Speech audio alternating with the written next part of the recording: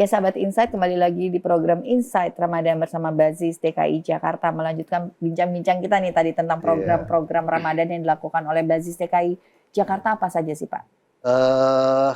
Banyak ya Mbak Gerda sebenarnya program kita itu. Kemarin misalnya pas menjelang Ramadan kemarin, hari Minggu tanggal 19 kemarin itu kita mengadakan namanya Tarhib Ramadan. Karena itu bagian daripada kegembiraan warga DKI, masyarakat DKI, ibu-ibu majelis taklim, ibu-ibu guru yang ini kemarin lupa nggak ngundang Mbak Gerda sama Mbak Tia ya untuk ikut Tarhib Ramadan. Tahun depan insya Allah ya Pak ya. Jadi menjelang Ramadan kita selalu mengadakan kegiatan Tarhib Ramadan. Apalagi ini kan sudah nggak pandemi ya. Pandemi ini orang kan pengen berbagi kebahagiaan, mengekspresikan kebahagiaan. Oh, menjelang Ramadan ini kita harus bersiap-siap bahagia kan begitu. Karena memang perintah agama kita kan ketika mau menjelang Ramadan kita harus menyambut Ramadan itu dengan gembira. Nah, kemarin itu kita adakan Tarhib Ramadan yang diikuti ribuan ibu-ibu majelis taklim, masyarakat itu pada menyambut di Silang Monas kemarin. Itu sudah kita laksanakan. Nah, kemudian program juga namanya Sejuta Takjil, kita bikin program itu. Jadi kalau nanti Mbak Tia, Mbak Garda melewati menggunakan kendaraan umum di Transjakarta, di MRT, nah itu kita di tempat-tempat yang halte-halte yang besar yang memungkinkan untuk kita buka gerai untuk buka takjil, kita buka di situ. Jadi karena apa? Karena kita punya prinsip teman-teman kita yang menggunakan angkutan umum itu mendapatkan takjil untuk membatalkan Ramadannya kan agak kesulitan tuh. Misalnya kalau di Transjakarta itu kita pas nggak bawa air susah. Nah itu kita fasilitasi. Sedangkan harus dibatalkan ya Pak ya. Kalau kita pengguna atau Transjakarta dan yang lainnya angkutan umum itu kan harus kita bantu untuk itu. Kemudian juga ada program untuk teman-teman di Sahabat Hijrah, itu namanya program Hapus Tato. Jadi program Hapus Tato ini di semua kantor wali kota dan juga Kepulauan Seribu kabupaten itu kita buka untuk program Hapus Tato. Jadi sahabat-sahabat kita yang sudah hijrah, yang tadinya masih punya tato, pengen hilangkan tatonya, itu kita fasilitasi untuk itu. Itu bisa nanti di di program kita Ramadan. Kemudian selain itu juga ada namanya program kita untuk para keluarga penghafal Quran yang namanya Lebaran di Rumah Baru. Nah, ini kalau rumahnya para keluarga penghafal Quran yang ada di DKI Jakarta, yang rumahnya tidak layak huni, nah itu bisa kita kita adakan bedah rumahnya. Sehingga pas Lebaran kemarin itu kita sudah mulai sudah mendapatkan itu. Kemudian pas Lebaran mereka bisa menghuni rumah yang baru. Itu syaratnya ada salah satu keluarga dia yang penghafal Quran. Itu program kita itu. Kemudian program Semua Bisa Makan. Program Semua Bisa Makan tadi itu kita memberikan makan sahur maupun berbukanya untuk para keluarga ataupun para warga yang tidak mampu untuk tidak mampu. Nah, ini bentuk daripada bahwasanya jangan sampai ada di DKI ini sampai orang nggak puasa gara-gara nggak bisa buka puasa, nggak bisa sahur gitu. Jangan sampai. Ini itu kita mengadakan program Semua Bisa Makan. Makanya namanya program Semua Bisa Makan.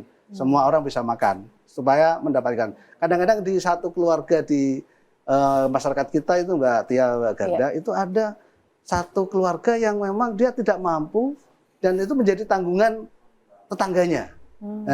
Mungkin bisa kadang-kadang kita menjumpai itu tetangga kita yang memang dia tidak punya biaya untuk makan, untuk kebutuhan pokoknya dia. Nah, kadang-kadang tetangga yang tadinya juga nggak mampu ikut gotong royong untuk membantu memberikan kebutuhan dasar ini. Nah, itu kita bikin program itu sehingga masyarakat bisa bergotong royong untuk mendapatkan bisa membantu saudara-saudara yang masih kekurangan. Itu salah satu program-program kita ya. Kemudian yang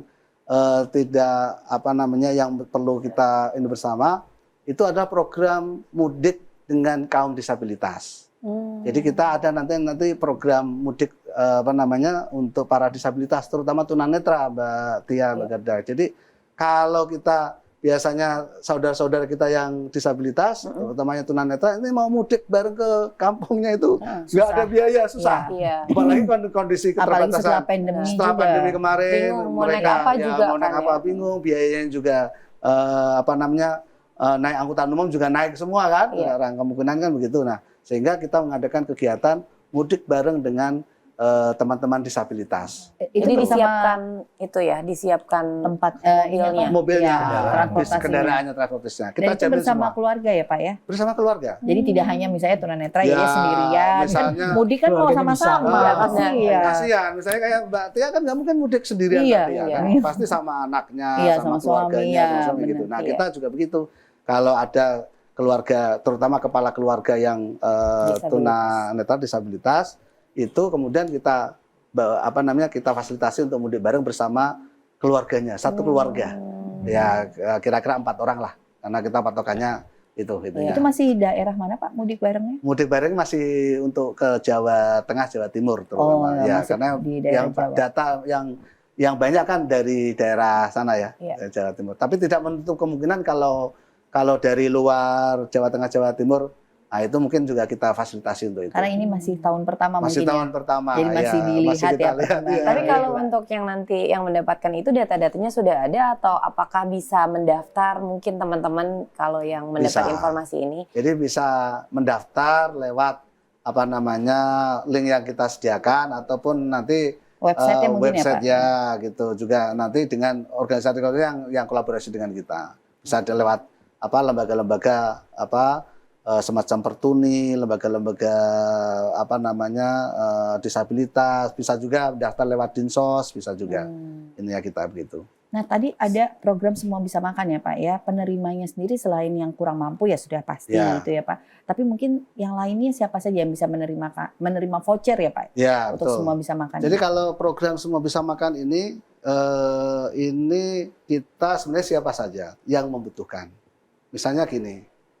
Di samping yang tidak mampu, kalau orang dalam perjalanan, kemudian musafir, dia tidak bawa bekal nih, lupa. Misalnya Mbak Tia tiba-tiba dompetnya ketinggalan nih, gitu kan kita kadang-kadang begitu ya.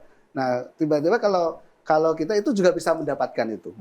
Jadi apalagi kalau nanti ada rumah makannya yang kita branding dengan Semua Bisa Makan, itu bisa datang di situ ya, karena gratis di situ. Berarti untuk kaum difabel juga ya Pak ya? Oh difabel lansia mungkin ya. Itu intinya kan yang paling membutuhkan. Nah, kemudian juga tidak menutup kemungkinan para musafir, terutama di bulan Ramadan ini kan banyak para orang yang dalam perjalanan yang kira-kira pasti tidak membawa bekal untuk berbuka puasa. Nah, baik sekali. Tapi kalau misalkan ada mampu, mampu jangan masuk ke situ ya. Beli aja ke sentra. Jangan maksain diri. Nggak mau rugi nih. Nah, Tia tadi dari Pak Soli menyampaikan program-program yang sudah dijalankan nih selama Ramadan oleh Basis DKI Jakarta. Menurut Tia gimana program-program yang ada? Bagus banget Pak, kalau bisa nggak cuma Ramadan aja itu lebih bagus lagi kan, banyak membantu masyarakat Indonesia terutama yang kurang mampu gitu kan. Dan ini bisa menjadi contoh buat kita-kita gitu. Kalau ada Basnas, ada Basis, kenapa kita nggak turut serta gitu untuk mempermudah juga gitu. Jadi kita masuknya kan kita tahu ya, kita menyalurkan zakat sedekah kita ke lembaga yang terpercaya dan disalurkannya melalui program apa, termasuk si Semua Bisa Makan tadi ya. Iya, dan memang program-programnya bermanfaat sekali ya Pak ya. Iya, alhamdulillah ya. Nah, luar biasa juga. Dan ini mungkin ada kerjasama juga ya dari pihak Danamon ke program-program yang tadi disebutkan oleh Pak Solih ya. Yes, betul, Mbak Gerda.